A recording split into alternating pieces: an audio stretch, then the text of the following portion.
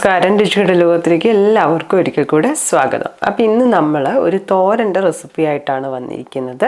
സാധാരണയിൽ നിന്നും വ്യത്യസ്തമായിട്ടുള്ള രണ്ട് സാധനങ്ങളെടുത്താണ് നമ്മൾ ഇന്ന് തോരൻ ഉണ്ടാക്കുന്നത്. അപ്പോൾ അതിന് മെയിനായിട്ട് വേണ്ട ഇൻഗ്രീഡിയൻസ് എന്തൊക്കെയാണ്, അതെങ്ങനെയാണ് ഉണ്ടാക്കുന്നതൊക്കെ ഒന്ന് കാണാം.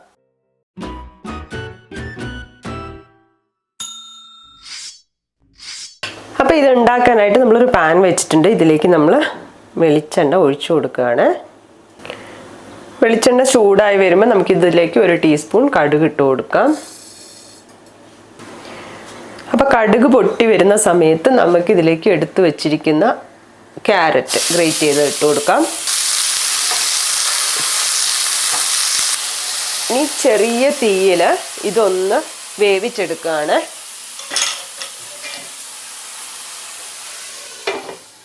അപ്പോൾ ക്യാരറ്റ് വേവുന്ന സമയം കൊണ്ട് നമ്മൾ തേങ്ങ ഒന്ന് ചതച്ചെടുക്കുകയാണ്. അപ്പോൾ തേങ്ങ ഇട്ട് കൊടുക്കാം. ഇതിലേക്ക് ഇഞ്ചി, പച്ചമുളക്, 1/4 ടീസ്പൂൺ മഞ്ഞൾപ്പൊടി, ഇതൊന്ന് ചതച്ചെടുക്കാം. അപ്പോൾ ഇതാ ചതച്ചെടുത്തിട്ടുണ്ട്. ഇനി ഈ തേങ്ങ നമുക്ക് ക്യാരറ്റിലേക്ക് ഇട്ട് കൊടുക്കാം. ക്യാരറ്റ് ഏതാണ്ട് വെന്ത് വന്നിട്ടുണ്ട്. ഇനി ഇതിലേക്ക് നമ്മൾ വേവിച്ച് വെച്ചിരിക്കുന്ന പീസ് ഉണ്ടല്ലോ, ഗ്രീൻ പീസ് ഇട്ട് കൊടുക്കുകയാണ്. ഗ്രീൻ പീസിൽ ഉപ്പ് ചേർത്താണ് നമ്മൾ വേവിച്ചത്. അപ്പോൾ കുറച്ച് ഉപ്പ് നമുക്ക് ഇപ്പോൾ ഇട്ട് കൊടുക്കാം. വളരെ കുറച്ച്, എന്നിട്ട് നോക്കിയിട്ട് ഇട്ട് കൊടുക്കാം.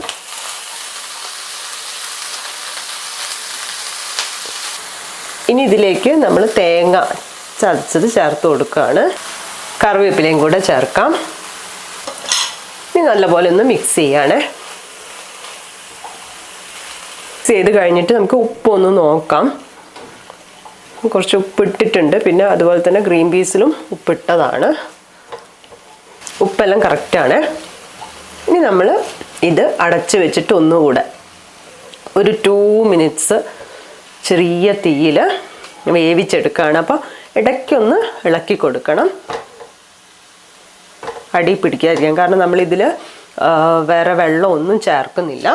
നമുക്ക് വേവിച്ചെടുക്കാം. അപ്പോൾ ഇതാ നമ്മൾ കുറച്ച് സമയമായി വേവിക്കാൻ വേണ്ടി വെച്ചിട്ട്. അപ്പോൾ ഒരു 2 മിനിറ്റോളമായി. നമുക്ക് ഓപ്പൺ ചെയ്ത് നോക്കാം. നല്ലപോലെ ഒന്ന് മിക്സ് ചെയ്യാം. ഇതാ റെഡി ആയിട്ടുണ്ട്.